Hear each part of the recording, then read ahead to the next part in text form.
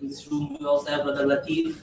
Let me change it around, and we have Brother Latif here to my right and to my left.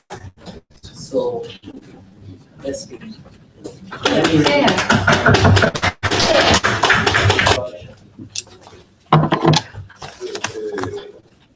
You are opening government. Yeah. OGO. Can you say switch places? OG there. Here, OO there.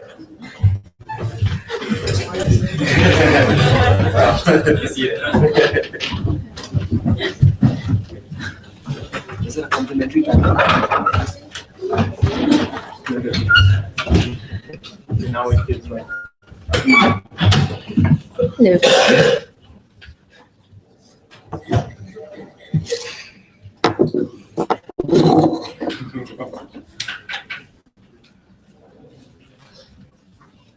No.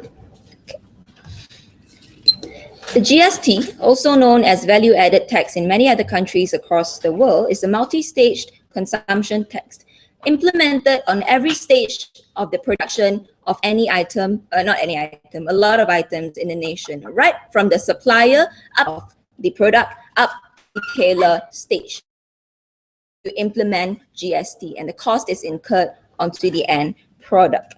It is reintroduced in Malaysia to replace the sales and services tax, which was previously what we used. And when that failed, our government decided, hey, let's incur more tax on people because apparently that is going to solve the problem. We're very proud to stand here as students today to challenge that notion. What are we going to introduce or enforce instead?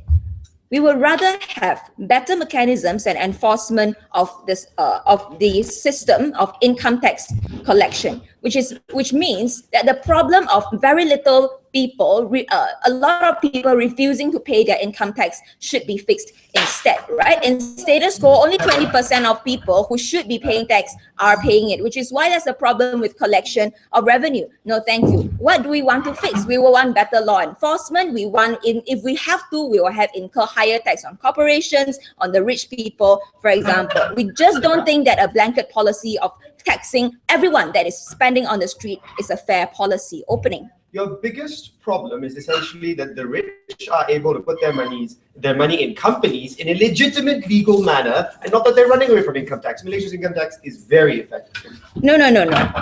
The truth is this, I'm a Malaysian, I know. Only 20% of people who are eligible for paying tax are paying it. That means a lot of people are evading and through legal means or illegal means, evading or evasion, right? Whatever that is, there is a problem with the system of collection, which means that the government has a lot to improve and do to fix the system, right? What am I going to talk to you? Firstly, I'll talk to you about the rich people, right? As those people who honestly pay the tax and will now be incurred a double taxation, why it's unfair. Secondly, I'll talk to you about the idea of accountability and abuse, why this system opens a floodgate of abuse for our government, which has shown in history that very prone to doing these kinds of things. Firstly, on double taxation, the original intent is for introducing GST is to have a better way of collecting revenue because so many people are evading tax, right? We don't think that is fair because if you really want to punish those people who are not paying tax, you should just collect from them. This GST only does one thing, and that is to unfairly punish those people who are honest citizens, law-abiding ones, who have paid their taxes that are due. And now you're implementing a second level of tax. Once they go out on the streets and once they spend in any expensive restaurant or buy any luxury goods, the cost will be implemented onto them. You think it's unfair? No, thank you. Punish these people. And there is a very real fair punishment. What is it? We think the payment of tax is large willingness of that tax. That means if a lot of people are increasingly looking to GST as a solution to solve the problem of tax evasion, that means more and more people, even the honest ones today, will be less incentivized to pay, which means we will need to rely more and more on GST. And that is bad because you never know who you are going to hit, because GST is out there on the street. It is blanket. Deborah? It can hit anyone unfairly. And the government cannot have the fair data to fairly assess what is the income level in this nation, because people are refusing to pay their tax. You cannot have enough data to assess whether you are really taxing the people that deserves Deborah? to be taxed. Closing. Given your faith in the progressive tax on rich people, why is there a contradiction then now about how the double tax, when we really want to tax rich people more in the first place? Sarah will tell you extensively, right? But I'll flash it to you anyway, that the goods and services tax incurs an inflation to products across the board because it's implemented at every stage of product. People who, like, even if costs are not incurred on certain producers, they use it as an excuse to rise their tax. It's what happens in kopitiams all over the world, all over the country when fuel prices hikes, right? Secondly, I want to talk to you about the idea of accountability and abuse. In a lot of progressive nations, we agree. In a lot of developed nations, they use GST. And that is because there is a very fair form of check and balance, or there is a lot of scrutiny where people are against the government, when the government rises the tax. On two levels, we think this system cannot work in Malaysia. On the first level, we think that the system, the GST itself, is a system that is installed in your cashiers, in your counters, in your shopping centers and in your restaurants all over the world. And once the system is fixed, the government only need to give an order to rise the percentage of GST without any accountability to the nation. The moment they send an order, increase the percentage of GST, need to implement the change all over the country, right? Which means you don't have to go through extensive things like renewing the taxation code, implementing new machines, Deborah? or new counting. That is true, right? No, thank you.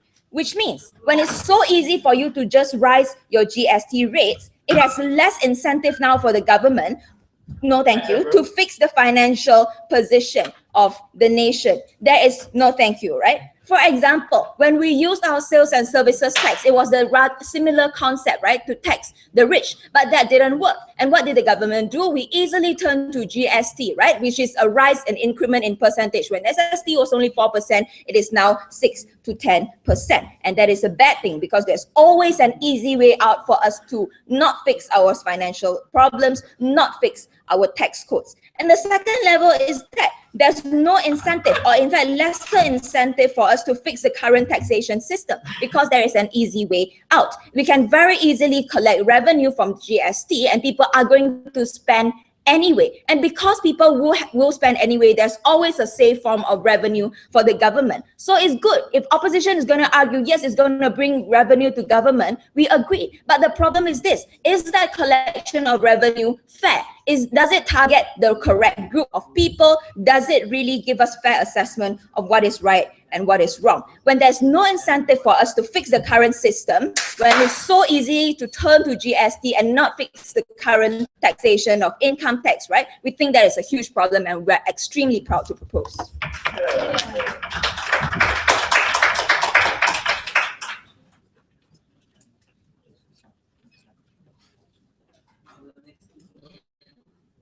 Are you ready?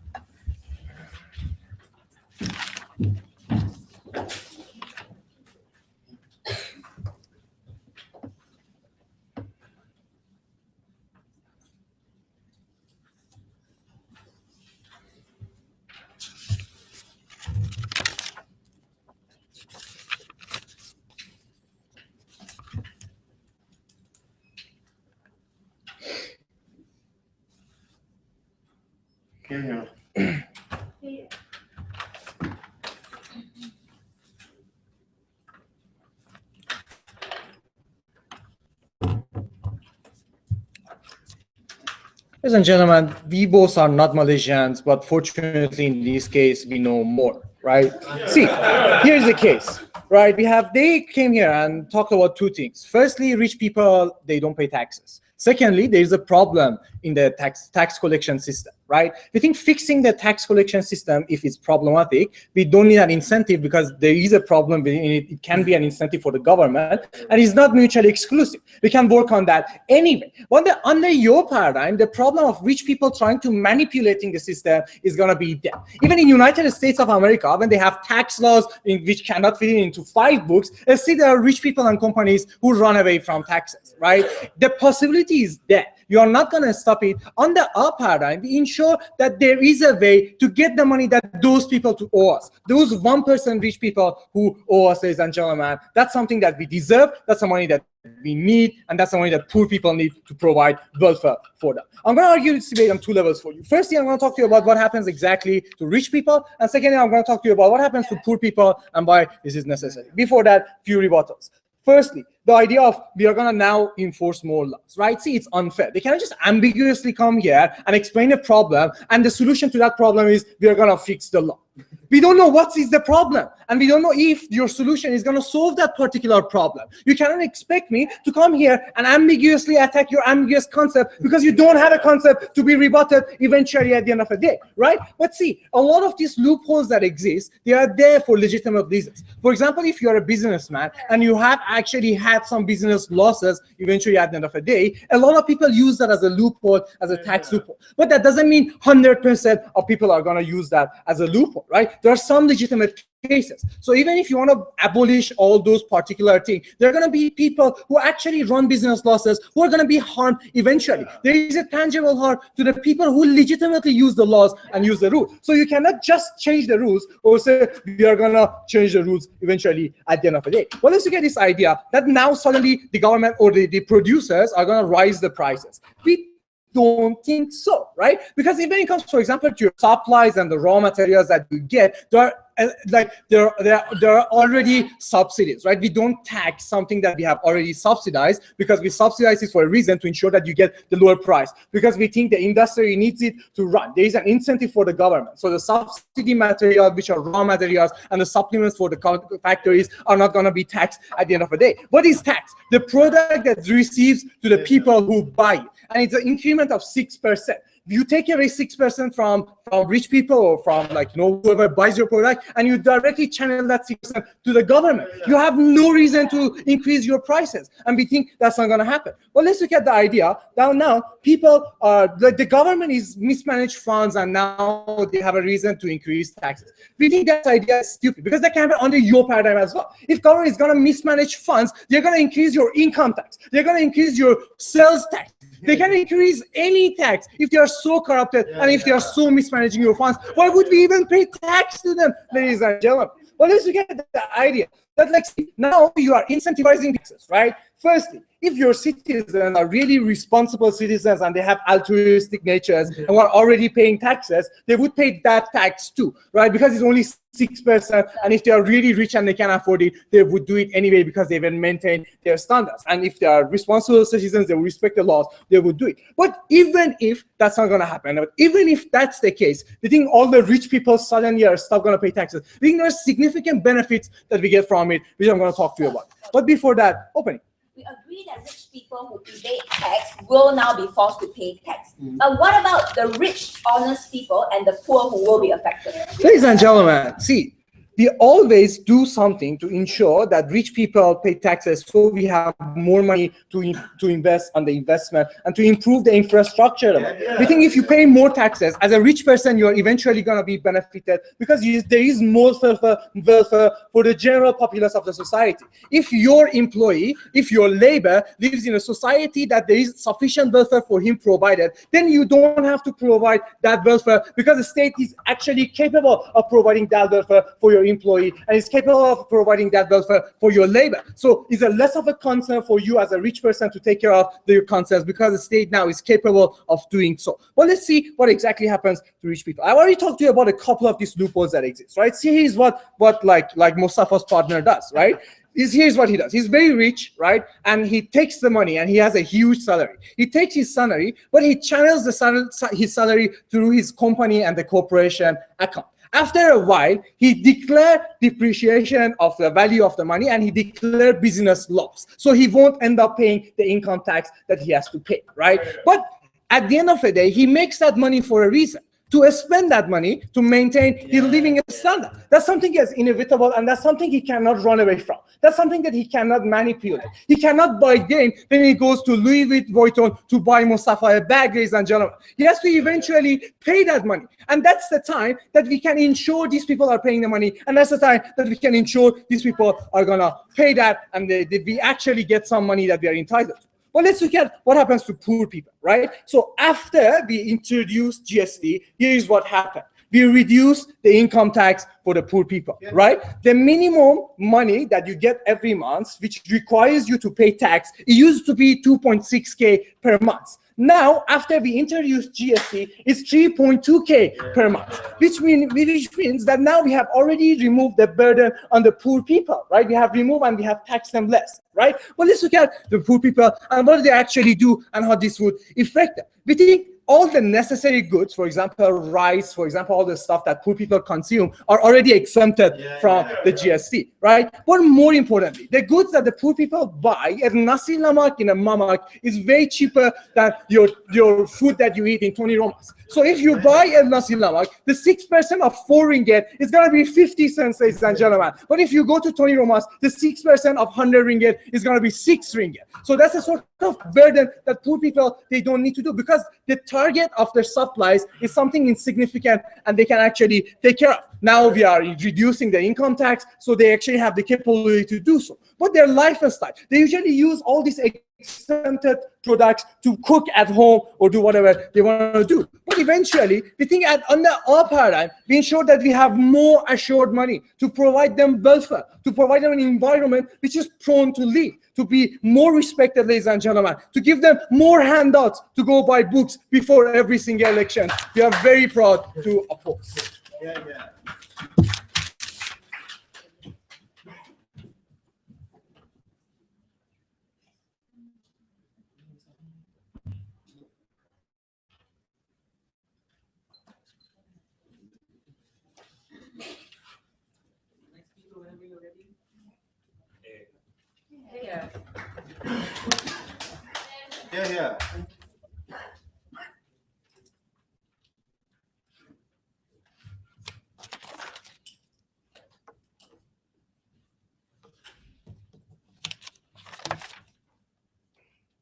Mr. Speaker, I have two main substantives for you today. Firstly, I'm going to tell you how, even though there may be some form of exemptions for basic commodities on their side, how this GST is going to still incur a higher living cost of living for everyone within this country. And second substantive, I'm going to tell you how this creates a loophole for MNCs to incur higher costs as a whole. But before that, 3 points of rebuttal. Firstly, right, let's look at this. First, how that Behrad told us, right, that now there's going to be more incentive to fix this taxation problem. How everyone is going to be incentivized, especially the rich, to pay for income taxes. We don't think that's the case, right? Because with a blanket GST, we think now the government is more likely to be complacent. We think the government would only settle for GST, the fact that it's so-called simpler to implement, right? There will be no structures, there will be no incentive for the government now to incur or to have any forms of penalties for those who do not pay their income tax. And that was the bulk of Deborah's substantive, right? When she told you that it was essential, right? And how it's unfair for this 20% of the rich or the responsible within our country, people in our country who are constantly paying the income tax and keeping the country afloat. No, thank you. No, thank you. We think, right, that the rich will feel that, look, I've already paid my GST. Why do I have to pay my income tax now? Because this is the distinction, right? To a millionaire, obviously I would want to pay GST for perhaps basic commodities like books or maybe noodles per se, because it's only 6% of perhaps 2 ringgit. Why wouldn't I want to pay that instead of income tax on my corporation that probably costs 100,000? The income that would probably be 10%, meaning that you would have to pay 10,000 ringgit, right? This is the kind of loophole that you create on the side of the opposition, how other people will not be incentivized to pay their income tax. But second rebuttal, right, let's look at it. Because we think that they told us secondly, right, that the rich have an incentive to pay because they know that the state will provide welfare for them, right? And that's the natural incentive that they have. No, thank you.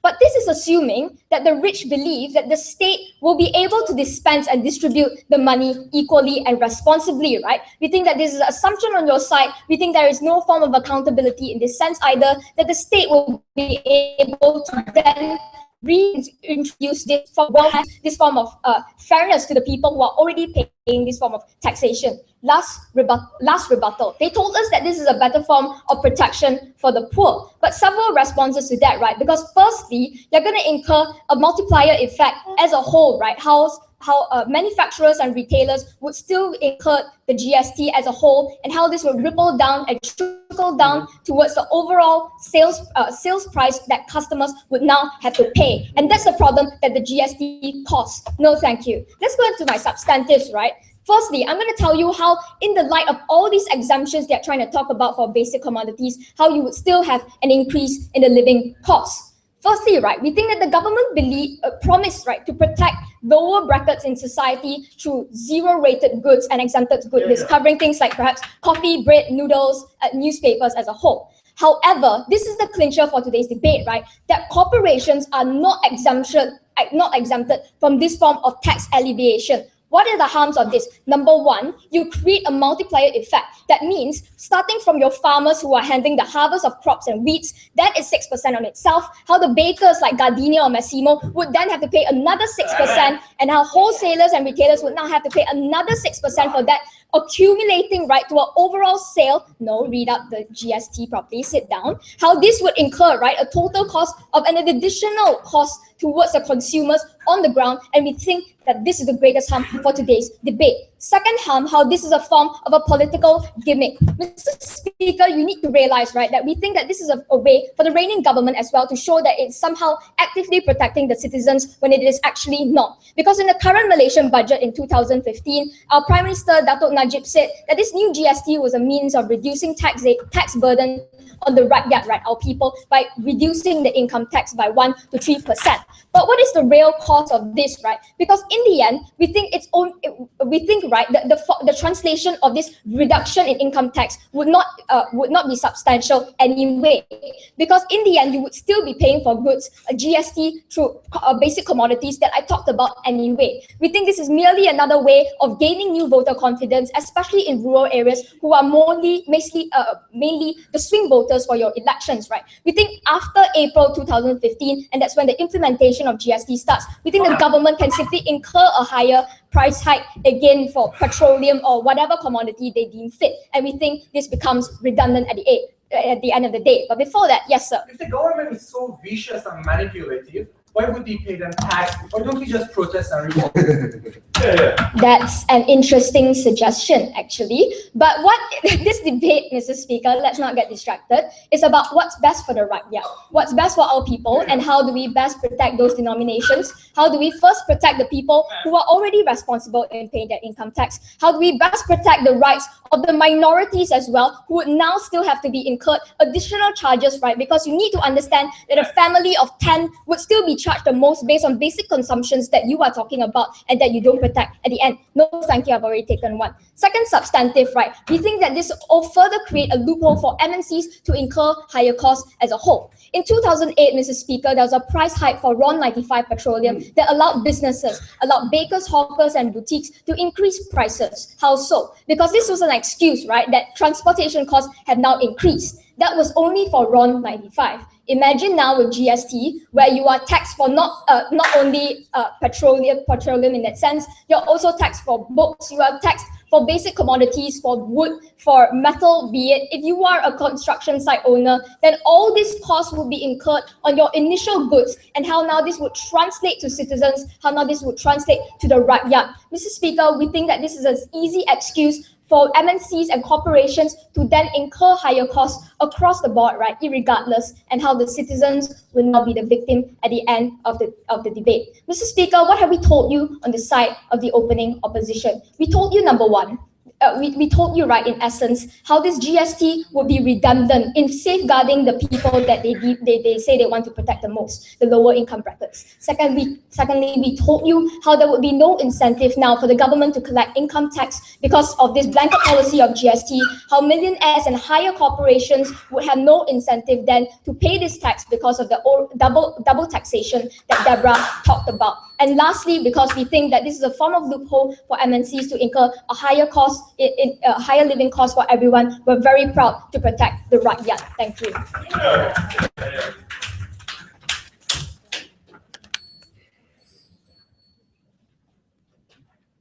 That brings the opening house to the conclusion. Yeah.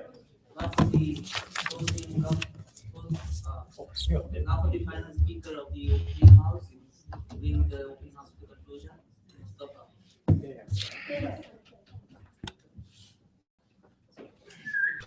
GST will increase living costs. No shit, Sherlock. That's exactly what happens. The question that we need them to answer is whether the harms of introducing GST outweigh the sort of benefits that Behrad talked to you about. Behrad extensively detailed to you how the biggest problem we have today is that we've conceded that we need to collect a significantly larger amount of money, and they have told us that is the case and the rich run away from paying income tax. Their solution to that is increasing income tax and increasing corporate tax, which I think on a very intuitive basis will also have MNCs increasing the front end costs, but by a significantly larger amount because corporate tax just bites a lot harder than GST does. What they also fail to engage with is how the lower class of individuals will not be affected because most of their consumption on the basis of their lifestyle is zero-rated goods. In other words, if I'm a poor person, what's the likelihood of me eating out most of the time? Near zero. Why? Because regardless of whether GST exists or not, eating out is expensive. But even when I do eat out, it is still a lot cheaper for me when I pay GST, considering the sort of welfare that comes in. What will I be doing for you in this debate? Pretty much just telling you what Budget 2015 is about and how that then works in the benefit of the rich and the poor, and explaining to you then how we balance the benefits and harms of GST, something Behrad touched on when I talked to you about the loopholes, but I'll give you a significantly larger or more general scope of how this works. But before I move on to more technical economics, let's rebut what Sarah came here to tell us about. First, she said that the rich will no longer be incentivized to pay income tax. We told you they will still not be incentivized to pay income tax under their model because their model is let's hike up income tax. If they do have a model, it was one of the million suggestions they brought to us. Second, we also tell you that if they did read up on how LHDN collects its taxes, they will understand that we've already implemented a significantly larger amount of laws, and we're consistently and progressively increasing the amount of taxes we collect. How? It's called CPF. What does that mean? When you get your salary, you don't get it net. We've transferred the liability of collecting taxes to companies, and that ensures that your tax is collected up front and not at a much later point. In other words, as an MNC, if I don't collect the income tax from my employee before I pay them the salary, I would penalize something to the tune of $500,000 to $1 million ringgit, depending on the amount. In other words, we've already transferred the liability towards companies who have a natural incentive to pass this money on to the government. First method of eliminating the issues that they're talking about. But the second method that people usually run away with money is not necessarily is non-declaration. How do we essentially fight that? What happens is, if a company pays out money to an individual for services, what happens is the company has to declare that person's name and IC number in their accounts. When LHDN sees that, they go to the individual's account of tax declaration and check whether they have paid their taxes for that amount declared. If they haven't, they go after them. But more importantly, which is the major part of this debate, is the loopholes that rich people utilize. What are those? They put their money into companies, something Behrad talked to you about extensively. Why then can we not increase corporate tax? Or why then can we, should we remove the ability of businesses to claim losses or claim depreciation? Because then that affects a much larger amount of people, considering Malaysia's SMEs consist of 90% of the economy. In other words, any policy that they want to introduce in terms of removing benefits that already exist, which allow the rich to essentially claim, will inevitably affect the same middle and lower class that they're trying to protect, because those individuals carry most of the economy. You can't change the laws. The best way is GST. The other thing you talked about is the rich don't trust the state in dispensing money. Well, that's probably why they don't pay taxes at all. That's not something we think that we have to resolve. If your government is so corrupt, none of the laws you introduce will ever be introduced or will ever work in the first place. Pick something more realistic, sit down, to defend. At the end of the day, what they need to defend is, why is it that GST, considering zero-rated goods, considering we've modified how income tax is paid, and individuals who pay 26% now must earn more than 400,000 instead of 150,000, why then is it still harmful? In other words, this policy is targeted at the poor and the middle class. Before I move on, yes. The majority of Malaysians are middle working class who still have to eat out, who still have to buy your goods, like your working clothes and all that. Why would they not be affected? Great, because Budget 2015 has utilized the amount of money that has been taken from GST, which is to the tune of 4 billion, in order to subsidize your expenses. What have we done? We've introduced BRIM for families that really need it. Unless you're telling me that the government standard for poverty is wrong, which we disagree with by default, because feel free to introduce a new standard, which is absolutely arbitrary. So the best standard to refer to is the government standard of what poverty is at. And their argument about inflation is absolutely ridiculous. Yes, living costs are going to increase, but if there are 5 stages of production, your GST is not 30%. It is still 6%. At point of production, if the cost is 3 ringgit and you buy it from me at 3 ringgit and whatever the 6% is, and you sell it at 5 ringgit, is a 6% on the 5 ringgit because you get a GST rebate. I don't want to go into the technicalities. Sit down. It is a 6% of what you pay now. If your bottle costs $2 or $10, your 6% is 60 cents. It's not 60 cents multiplied by the number of stages. Sit down. That is an increment, but we're telling you it is beneficial. Why? The total amount of money that the Malaysian government is getting from this exercise is 5 billion ringgit, 4.5 of which is going to the poor, the individuals who need it, and the individuals who will be affected. What are we then telling you? We're telling that the individuals who will be most negatively harmed by this policy have already been removed from any sort of harm that will occur. But what then do we also get? We also get an excess of 0.5 billion ringgit for the first year, and it progressively increases to about 3 billion across the years. Why is that a good thing? It also means that we can spend a lot of money on building hospitals, a lot more money on making look a lot better, and in spending a lot more on infrastructure. How does that benefit the general public? Sit down. The middle class are then able to better enjoy services that are offered by the government. Why is that a good thing? Because their argument of how cost is high is essentially something that will happen in the short term. Why? Because currently the public facilities that are available for people to use at a free cost are not sufficient to deal with the sort of demand. The middle class will not go to GHKL because they can afford Sunway, because they don't trust GHKL that much. But when the government has a significantly larger amount of money to spend on improving the quality that GHKL has to offer, the middle class will most likely use GHKL and therefore benefit from the sort of direct subsidies.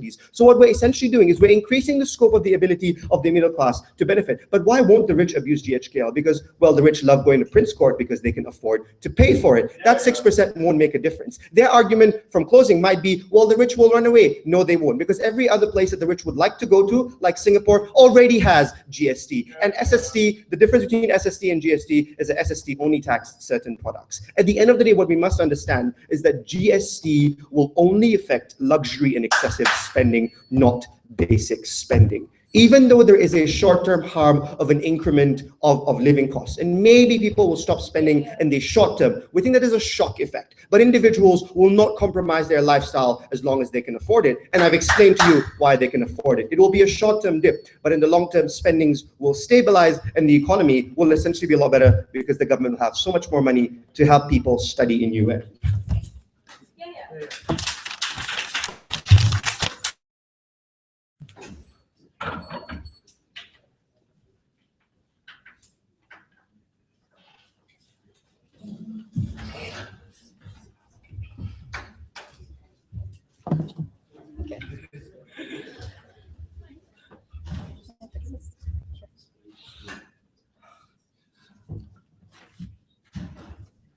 Yeah. Yes. I guess so. Okay. No. Yeah.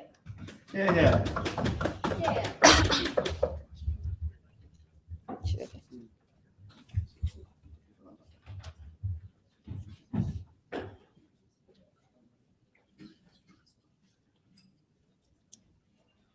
Mr. Speaker, the stance of site closing government is very simple. The fact that GST is a blanket policy and it actually harms the middle class and the lower class itself, well, even though it actually gains benefits from the richer class, we tell you that's unfair and we don't agree with it. We tell you that there are other sources of income from the government. That will be my extension, and I will explain later on. But before I move on to my extensions, first of all, I'm going to talk to you about other sources of tax that the government can actually capitalize on. And second of all, I'm going to can question whether or not GST is actually effective in order to gain the purpose that they wanted to fight for. Now, before that, let's move on to a few clarifications as well as rebuttals about this case, right? About opposition's case. Because Behrad stood up and said that, well, people are now running from tax. But like what opening government told you, that there are other methods in order for you to fix this, meaning that you can tighten the laws and whatnot. We tell you. Second of all, not everyone runs from tax, right? So we tell you this is a blanket punishment that you're actually imposing on the people of Malaysia, and that's unfair because you're now harming the lower. You're now harming the innocent people who are actually paying tax. But let's talk about that later on. Now, no, sit down. Now, let's then. Behrad also accused us of saying how if we don't implement GST, somehow the government will increase the amount of sales.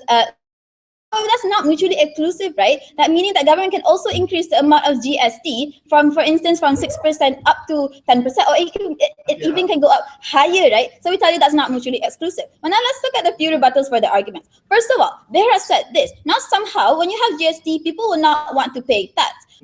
If you don't have GST, people will not want to pay tax. But however, this is the problem. Your proposal is actually encouraging people also to not pay tax, because Behrad said this, that the reason why they want to implement GST is because it's a punishment for those people who don't pay tax, right? But this is exactly. Now people who used to pay tax will feel like this. Oh, I'm being double taxed. Why should I pay income tax, for instance, and just pay for GST? Because that's already enough, right? Coming from side opposition. Hold on, sit down. Now, second rebuttal, right? He said that now rich people can't run away from being taxed, right? But this is the thing.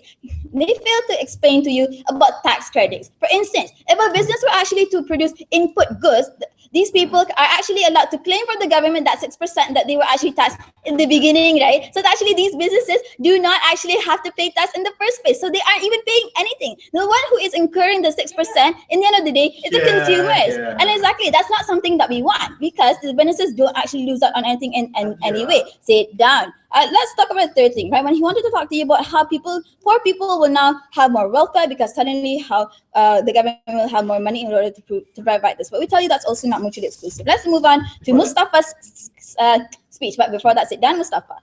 Okay. His first argument was this. Now somehow that GST will only expect luxuries. Well, exactly. That's exactly, meaning that only rich people will use luxuries, for instance, and you won't actually gain much out of that 6%, right? Compared to when you had SSTs, sales and services tax, actually affected everyone, and you had that 4% where more people are actually consuming on that. Now, even though it only taxes luxuries, and you can so-called have, you can gain more money from it, right? What does it do? It actually it discourages people from actually using these luxuries in the first place. So in the end of the day, it's only a probability that more people will use luxuries just because you will get just on the probability that you want to use that get that 6%. Before that, closing. Very simple, the idea of luxury tax. Rich people, because that they're rich, will use it regardless of price. Less sensitive to price. You should focus this debate more on the middle and lower classes in Malaysia that make up the majority of the economy. Exactly, but this is the thing, right? The middle and lower income class will actually now be harmed in the process. Why? Because they don't actually make so much money compared to the richer class that can actually afford this kind of 6% in the first place, as well as these luxuries. And before that, no, sit down. I've already taken one. Let's move on to our extensions. First of all, let's talk about the other sources of tax, because the purpose of GST is not only to solve the problem of tax evasion. It is also in order to gain more revenue, because the government is actually facing a budget deficit. However, because this is a blanket policy and that there are actually people being unfairly taxed, we tell you that there are other forms of taxes that the government can actually implement in order to gain revenue in the first place. Let's talk about, first of all, inheritance tax. We tell you that inheritance tax is actually something that people who want to inherit their lands, for instance, or have a will, these people will actually be taxed. But if you look at the general perception, the people who have inheritances are actually people who are in the upper class, and not in the middle and lower class, right, Mr. Speaker? So you are actually targeting the right people. Second kind of other options of tax, right, is the capital gain tax. Sit down. The capital gain tax is this.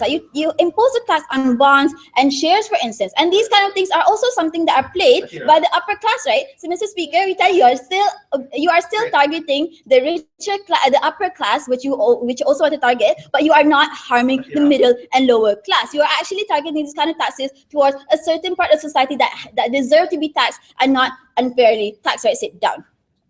Let's move on to my second extension, right, Mr. Speaker? We're going to talk to you, we're going to question the effectiveness of GST in Malaysia.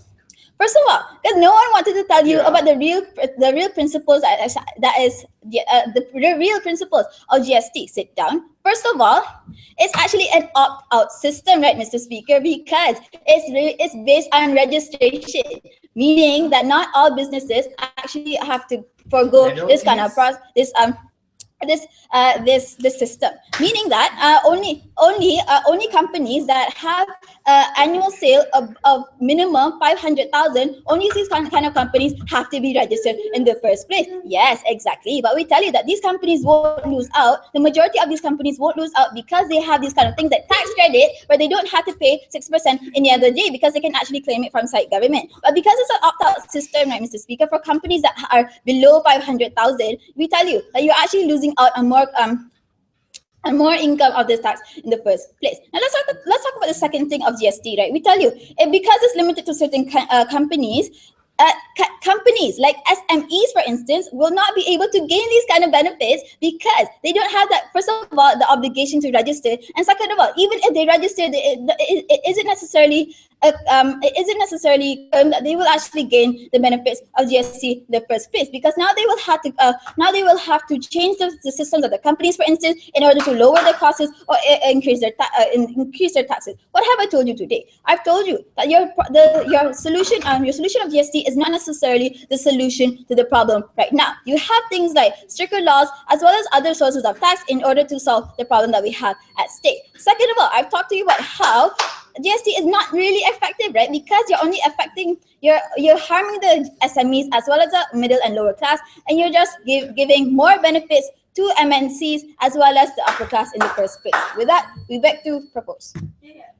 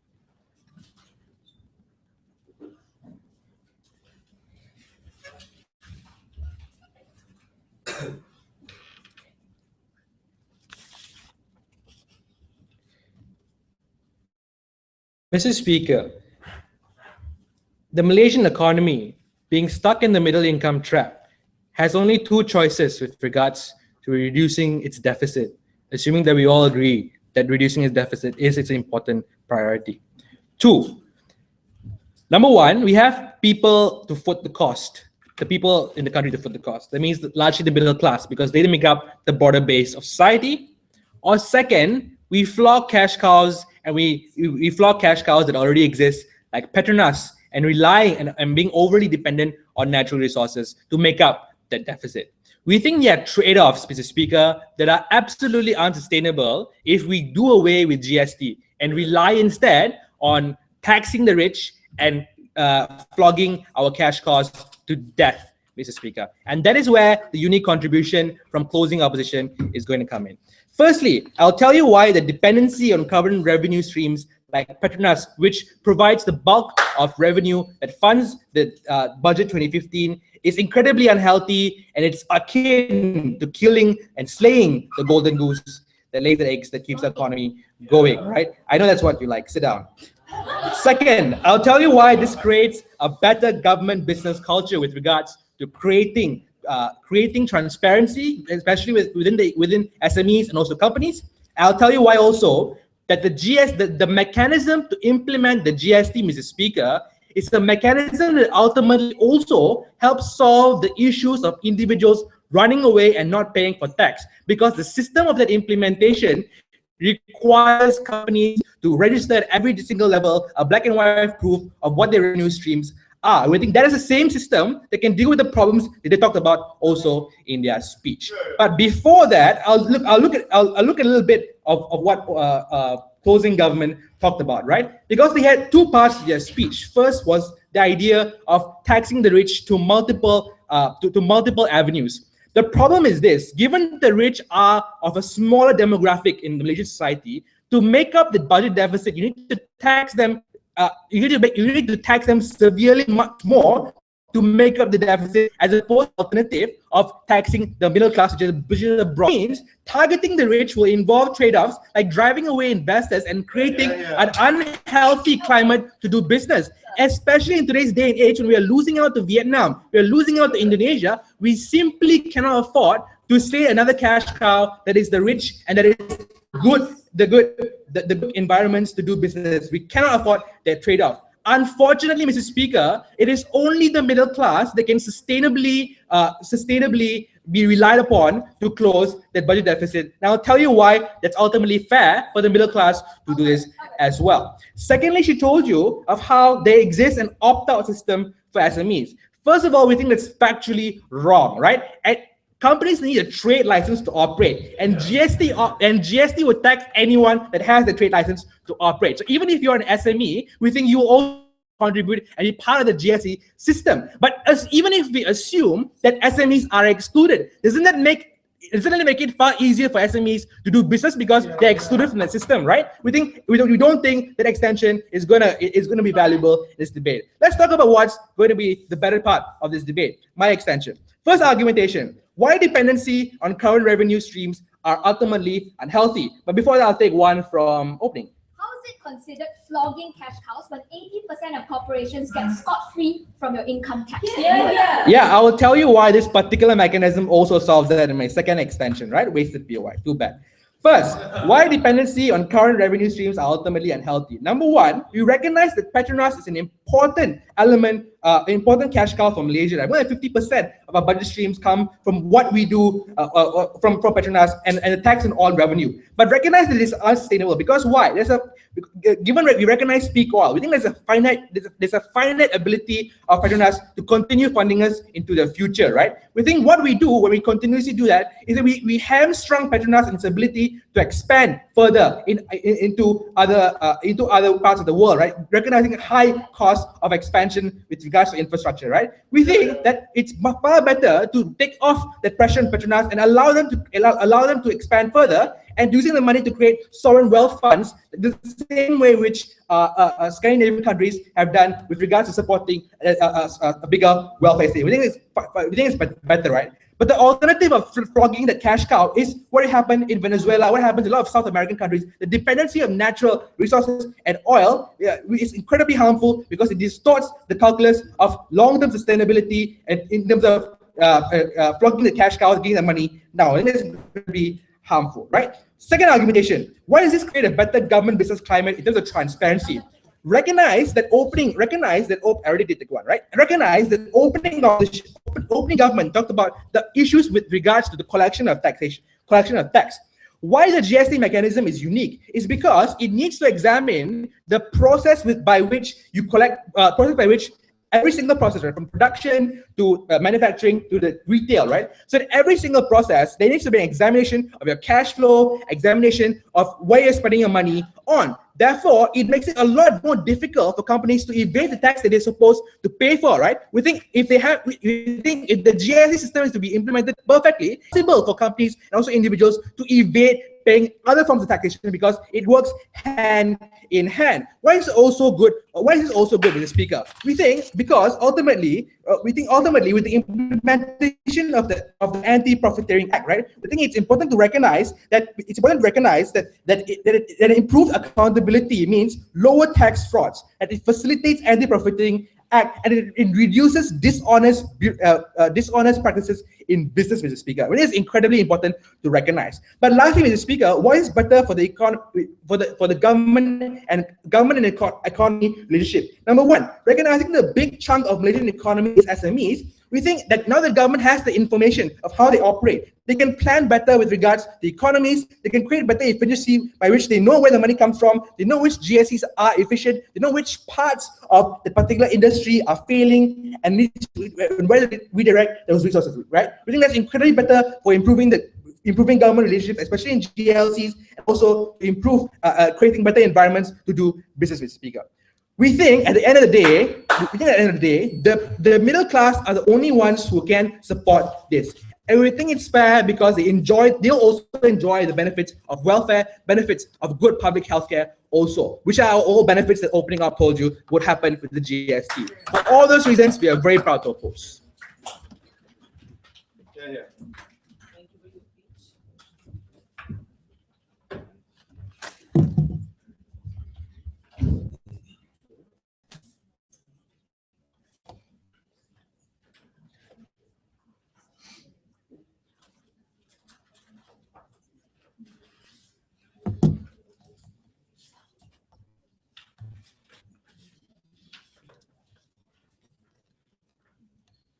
Side opposition refuse to engage to us the harms that we have established from side government, right? Because before I moved on to my issues and rebuttals, I have to ask 3 questions that side government has want to talk about, right? Firstly, the comparison of the different layers of society that are affected by GST and how they refuse to engage to us the unfairness that GST imposed on the layers of society, right? Secondly, we want to talk about how the harms and the benefit, the harms of GST that what side government want to talk about, and how they refuse to engage with us on that issue as well. Thirdly, in my issue, I want to talk about how the alternatives that side closing government wants to talk about versus the GST that they are so priced, right? Now moving on to first rebuttal. Albert wants to talk about how now it's important to target all these cash cows like companies like Petronas that has a lot of revenue at the end of the day, and then they want to question to us. They want to question Athirah. How is it? Sit down, Moustafa. How is it fair that now we are imposing certain tax that targets these rich people? Exactly. That is why Sarah's POI was essential, right? Only 78% of these corporations are not affected by this GST. So here, how is the fairness comes to place, right? Because now we have to question that yes, rich people are the cash cows here, and that's why we want to tax these people. Because why? Now middle class are gonna tax double layer, and for that, how that issue Albert want to talk about. False. Now moving on to the issues that I want to talk about. Now moving on to the issues that I want to talk about, right? Because what Athirah has already established the harms, right? See, only corporations and businesses benefits from this GST when each layer of each layer of input and production are taxed with 6% of GST, they can still run away with it. Why? Because government give them the alternative for input tax credits, right? That means they can still run away from the 6% GST that they want to talk about. But at the end of the day, if these corporations do decide to pay the GST, what happens? Because government has already established the fact that the prices of these goods will raise anyways, and at the end of the day, the cost ultimately borne by the consumer and not the corporation. And that's why we think that GST is very problematic, right? So that was what the idea, and we talk about how, no Moustafa, then we talk about how, see now the even agricultural goods are not taxed. Like people who are farmers, who are fishermen, they can register for GST, but then their goods, but then their goods will not be taxed. So what happens now? Agricultural goods that at the end of the day makes the end products, who are the one taxed, which is the consumer. So then the cost will be borne by the customer, and that's why we think it's very problematic. Now moving on to the first issue, right? How the comparison of the different layers, comparison of different layers of society. First layer of society is the rich people who do not pay tax or are able to evade the law to pay tax. Second, the middle class people who do not need to pay tax, because what in the GST law is people who are middle class society who are below 4,000 4,000 of salary do not need to pay income tax. The third layer is upper middle class people who needs to pay tax and GST, and for honest to God people who actually pay tax. So how this actually the comparison of these people who are unfair, right? So each layer of society here creates unfairness. Rich people will say it's okay, I can afford, I can afford to pay income tax anyway, I can also afford to pay GST, right? But these rich people thinks that it's nothing. Secondly, the middle class people who are honest to God, who actually pay tax, still needs to spend anyways, right? So that's why it's very problematic and it's burdening for middle class people. I'll take opening. Our status quo has stricter income tax laws, capital gains taxes that do not disincentivize investment, reducing income tax by 3%, and rich people don't die every day. Why is it that it's a bad thing to have 5 billion ringgit out of GST that will cushion the sort of harm to the middle class that you have a problem with? Because the problem is now the you are not listening to me, Moustafa. The problem is now the middle class people who will be taxed double, right? People who make more than 4,000 ringgit a month who has to pay income tax and GST. This is what you do not understand. Secondly, the harms and benefits, I'll take one. The harms and benefits of this GST, right? Because closing establish the harms to you, or sit down, establish the harms to you, or what GST can impose, right? So what did site closing government told you? We established a harm and we question effectiveness of GST because it is unfair, and there are only certain people or certain people are. I'll sit down. Certain people are affected by this, and that is why how this comes to the third issues that we want to talk about. Sit down. I already take one. The alternative that what site closing government wants to talk to you about, and how they refuse to engage to us, right? Because site closing, Sarah and Deborah talk about I want to raise certain tax like income tax, right? But what Athirah has told you about is by imposing certain tax like capital gain tax. When you make a lot of money, we'll tax that. Secondly, we talk about inherited tax, right? People who inherit a certain amount of money will be taxed. Why? Because this inheritance tax or capital gain tax are only for people who can afford it. That means we are in the right group of layer of society to be taxed. Because now when we're imposing this kind of tax, middle class people will not be affected. And that's why we find that it is more fair. Because since Albert want to talk about cash cow, then this is how we sit down. No more. And that is how we solve this problem. Right? So now that is why we feel that site government is more consistent in providing you the alternatives to GST, because now we are targeting the real layer of group of society that actually can afford this tax, and the middle class or the lower class income people will not be affected by the alternatives that we want to impose. So what has site closing government told you today? Right? We have established you the harms that GST has provided, and then they refuse to engage with. Secondly, they want to secondly, how do we resolve the issue? Right? There are other alternatives to all this taxing to people who actually afford this tax, and not targeting the middle class people who actually, honest to God, has already paid tax at the end of the day, and now they are taxed again because of the GST that site closing opposition surprised. And thirdly, we have talked about how it resolves the issue of the fairness and unfairness, and how now the alternatives are more better. And for that, site closing government is very happy to propose an motion. Thank you.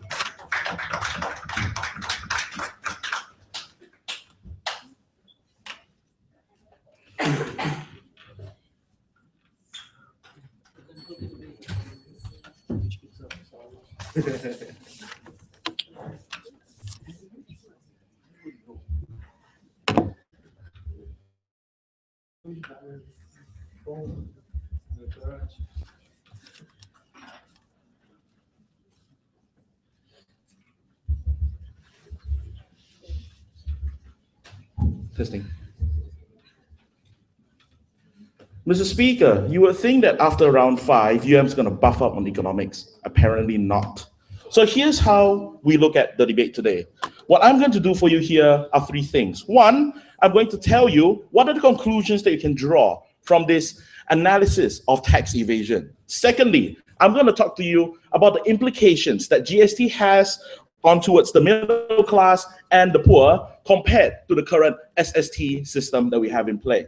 Thirdly, I'm going to talk to you about Albert's extensive analysis as towards why his extension would prove to you that GST is better for 1, development, 2, moving forward in tax collection by broadening the base, and thirdly, on the comparison to SST in terms of how it's been carried out and how GST is a more streamlined process to do so. So a few responses going to girls, right?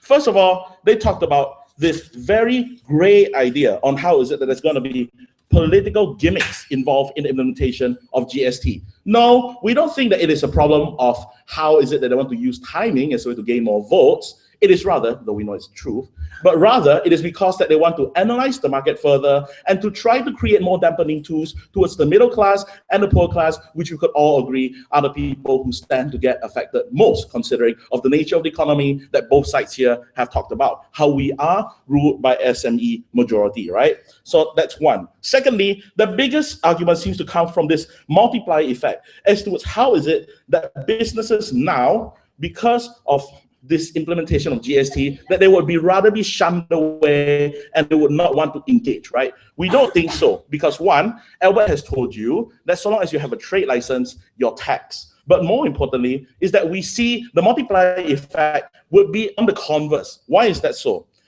This is where the first level of analysis comes in, tax evasion. Mr. Speaker, the rich will act like rich. They will evade tax because they stand more when we have a percentage system, not a fixed rate, right? So we know that there is an incentive for them to do so. Under the current SST system, they run away from personal income and they run away from revenue tax that are put on towards the corporation by doing two things. Firstly, they either use the complexities of the accrual method currently being used in SST in order to downplay the revenues of which they have and increase the business cost of which they have. And secondly, to use this added confusion on how is it that the major corporations have many different subsidiaries that in overall effect, we create a rippling cost and increase their cost, right? We don't want any of that. GST carries a simplicity in two ways. First of all, we look at only the added value which you have put on towards a certain product, right? Be it that, first of all, you get the steel ores from the mountainside, and therefore that's the first 6%. But rather, when you move on progressively into the different layers of production, be it make it into an I-beam or the I-beam being sold to a constructor, what happens here is this. The 6% would remain accumulative only on the value added because we are not looking at the overall value on the overall cost. So even though that it's 30 ringgit, it doesn't mean that it's 6% of the overall 30 ringgit. The 30 ringgit will also have to be analyzed on how much that these people have bought from their suppliers. There is a simplicity to it. By making and adding scrutiny onto where they purchase the inputs, that is where the outputs are scrutinized more, and how tax evasion, even if they still have an incentive to run away from tax, would not necessarily. But that is the first thing that they all have to understand, Moustafa. Secondly, the poor. Mr. Speaker, we know that the poor do not pay income tax if they don't hit the bracket. But what is more importantly here is that why is it then the government still need to create GST that affects the poor as well? Simply put, is this. Because the government also makes trade-offs, right? It's not that we don't just give them, it's not just we don't just exclude them from, say, personal income tax or give them a lower progressive tax. We also create different mechanisms that dampens them, right? About how we create compensation on how if you're poor, you get better aids towards housing, for example. If you're poor, how you get better subsidies or deals. And this accumulates into the brim money that we all get, right? I'm rich. I hate it when they have brim, right? But those are the dampening effects that are necessary to make sure that the poor's lifestyles are good. Before I move on, one from, say, oh, you're pretty, one. Which is it? Is that the tax code currently is so good that cash cows are heavily taxed, or we have so little revenue that we need GST to cover our assets? Okay, not really at my point, but all right, let's answer that in my third analysis later, right? So hold on. So what about the middle class then? The middle class, similarly, would be given the same incentives. Why? We are not looking just at the people who are paying the income tax, but also on the businesses that fall into the bracket of SMEs, right? Under this system, what GST is going to help them do is that they're going to allow them to have a better acknowledgement of how the business runs, considering on how there's added accounting that is needed on every single level of the business, from the input to the output, right? So by them understanding the businesses, which also the government tries to help out by giving free seminars and courses, for example, and providing free software, for example, for SMEs that uses integrated computer systems, we think the government is doing a lot in order to make sure that this is a smooth transition. But the reason for that smooth transition is where I'm going to answer her POI in this matter, is on the development stage as to why it's important, not just on having more revenue, but what the revenue is actually used for.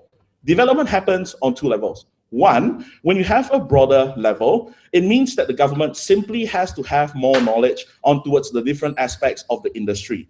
By knowing these industries is where you get to plan big things, such as the next Malaysia plan, for example, right? Something of which they don't want to engage on when Albert talked about it, right? Secondly, when we have those higher revenues and that higher understanding, what it does, it also gives the message to the rich, for example, that tax is not always progressive and it's not always aimed at the rich because you have more money. It is also because that this is a blanket implementation where the middle class have to bear the same cost as well. But the overall cost that you are going to pay out from GST would still be far lower compared to SST or the personal income tax system we have right now, because it is not exactly progressive, because it is blanket, it is a fixed tax basis, right? So we think that rich people, by paying less in the long run, is something which they would like. We've questioned them as to why they think rich people would reject this idea. So we make our country more FDI friendly, for example, on the first level, right? So now lastly, to the comparison of the SST.